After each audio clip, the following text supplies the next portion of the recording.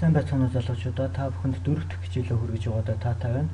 За энэ удаагийн хичээлээр би өгөгдлийн төрлүүд болон Java-гийн хувьсгчийн тухай ярих болно. За Java маань ерөнхийдөө ийм үндсэн 8 төрлийн хувьсгчийн төрөлтэй. За эдгээрээс эхний 4 болох энэ byte, short, int, long төрлүүд маань integer буюу бүхэл тоон төрөл юм. За эдгээр төрлүүд нь мэдээж энэ хэмжээгээр ялгаатай. За дараагийн 2 төрөл болох энэ float, double хоёр маань бодит та буюу одоо бутархайн тоон төрөл юм. Бас мөн та бүхэн харж байгаа хэмжээгээр ялгаатай. За энэ char төрөл маань тэмдэгтийн төрөл юм. За хамгийн сүүлийн төрөл болох энэ boolean гэдэг төрөл маань ердөөсөө үнэн худал гэдэг утгыг буцаадаг. 1 бит хэмжээтэй хамгийн жижигхэн өгөгдлийн төрөл юм аа. За энэ талаар та бүхэн мэдээж ямар нэгэн онлайн номноос уншвал илүү дэлгэрэнгээр ойлгох байх.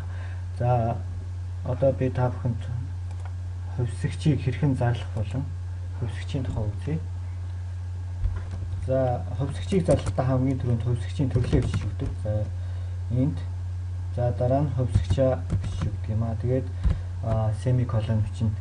За энэ семиколон бол ямар нэгэн одоо ямар ч үйлдэлийг те ямар нэгэн үйлдэл дуусч байгааг илтгэдэг. За хэдүүлээ чи хамгийн өргөн хэрэглэгддэг 3 төрлийг авч үзье.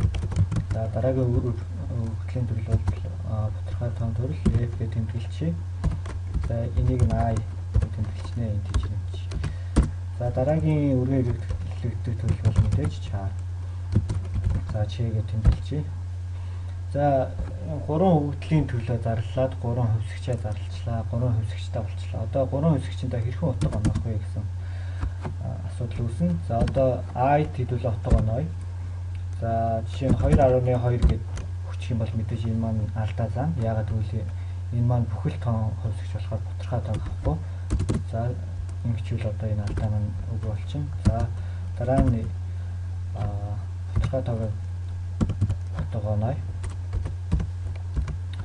За бутархай тоог утга онохдоо бутархай тоог өгчөөд тойрон заавал f гэж бичдэг байгаа.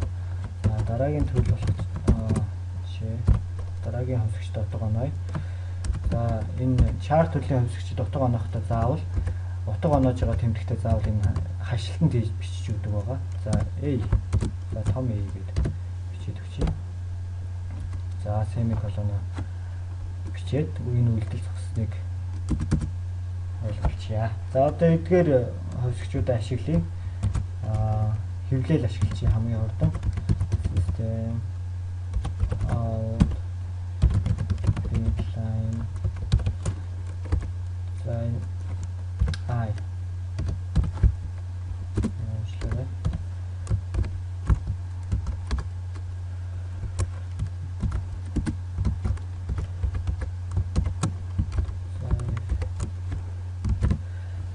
За одоо хэвлэх команд маань энэ хоёр төрөл байдаг. За print line гэхээр одоо энийг энэ I-ыг хэвлжээд enter дарна гэсэн үг юм. За одоо харъя. За одоо энэ бүгдээр шинэ мөрнөөс эхэлж байгааг та бүхэн харж байна. За одоо энэ чи энэ шинэ мөр гэдэг line гэдгийг устгах яачих юм бол хэвлжээд шинэ мөр авахгүй гэсэн үг. Enter дарагдахгүй гэсэн. Одоо I-тайг өөрөөр хэлбэл залгах чинь 2-той 3.3 залгах чинь гэсэн. За одоо энэ нэмэх тэмдэг байдаг. Энэ маань одоо энэ хашлтанд дотор байгаа зүйлийг за энэ I-ийн хойноос шууд залгах тэмдэг юм. За одоо энэ хэдүүлээ 1 зай авчий. Тэнгүүд энэ I-ийн хойноос 1 зай аваад 2-ын хойноос 1 зай аваад 3.3-ыг хэвлэж байна. За дараагийн бас нэг юм хувьсгч байдаг. Арга байдаг энэ backslash тайнгуудаа T гэж тавьчихдаг. За энэ маань нэг tab зай авдаг. Одоо хэдүүлээ харъя. 2-оос 1 tab зай аваад 3.3-ыг хэвлэсэн байна. За backslash n гэж байдаг. Энэ маань new line одоо шинэ гэсэн утгатай. Шинэ мөр өөрөөр хэлбэл enter дарж ийн гэсэн үг юм. За та бүхэн харъя. 2 enter 3.3 a гэж хэвлэсэн байна.